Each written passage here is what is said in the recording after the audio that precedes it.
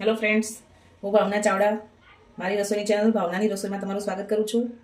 આજે હું તમારી સાથે લીલી ડુંગળી અને બટેકાના શાકની સિમ્પલ અને ઇન્સ્ટન્ટ રેસીપી શેર કરવા જઈ રહી છું. ચાલો તો આપણે રેસીપી સ્ટાર્ટ કરીએ. આજે આપણે આ રેસીપી કુકરમાં બનાવીશું. આ શાક એટલે એકદમ ઝડપથી અને ટેસ્ટી શાક તૈયાર થશે. ચાલો તો શરૂઆત કરીએ.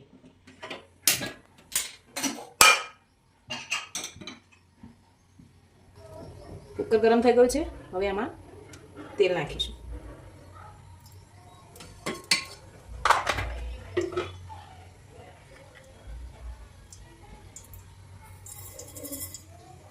એક નાની ચમચી રાઈ નાખી દઈશું.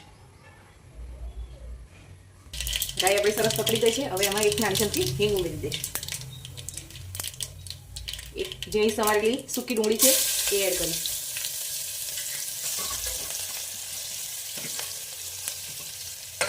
ડુંગળી સરસ ગોલ્ડન બ્રાઉન કલરની થાય ત્યાં સુધી સાંતળી લઈશું.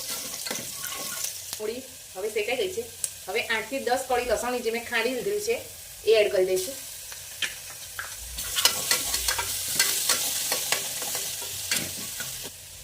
લસણ આપણું સરસ ફ્રાય થઈ ગયું છે. હવે એમાં એક ઝીણું સમારેલું ટામેટું એડ કરી દઈશું.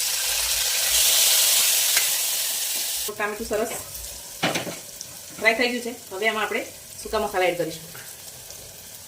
2 ચમચી જેટલું લાલ મરચું પાવડર છે. તમે તમારી તીખાશ પ્રમાણે વધારે કે ઓછું કરી શકો. આ ધાણા જીરું છે. હળદર છે અડધી નાની ચમચી અને સ્વાદ પ્રમાણે મીઠું. હવે આપણે આને ગેસની ફ્લેમ સ્લો કરી મસાલાને મિક્સ કરી લઈશું. હવે આમાં થોડું પાણી ઉમેરી મસાલાને સરસ શેકાવા દઈશું.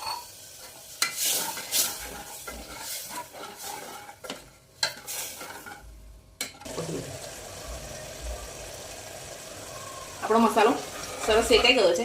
હવે આમાં આપણે કાપીને રાખેલા બટેટા ઉમેરી દઈશું.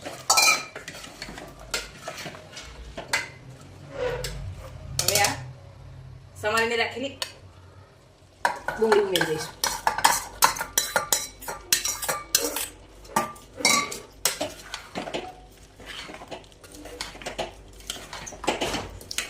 એકદમ ઇઝી રીતથી અને જલ્દી બની જતું એ ડુંગળી અને બટેકાનું શાક છે. તમે પણ એકવાર જરૂરથી ટ્રાય કરજો અને મને કમેન્ટ કરીને જણાવજો તમને મારી આ રેસીપી કેવી લાગી.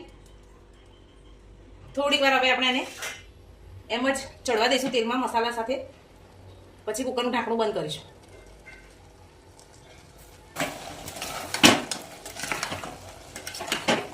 શાક આપણું સરસ મસાલામાં મિક્સ થઈ ગયું છે. હવે થોડો ગરમ મસાલો એડ કરી દઈશું. અડધી 1 ચમચી જેટલો. એકવાર મિક્સ કરી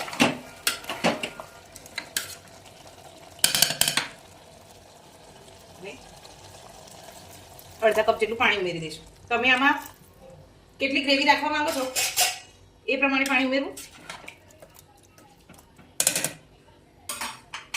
હવે કુકરનું ઢાંકણું બંધ કરી 2 થી 3 વિસલ આવે. આપણે ફાસ્ટ ગેસ ઉપર 2 થી 3 વિસલ લગાડી દઈશું. 3 વિસલ થઈ ગઈ છે.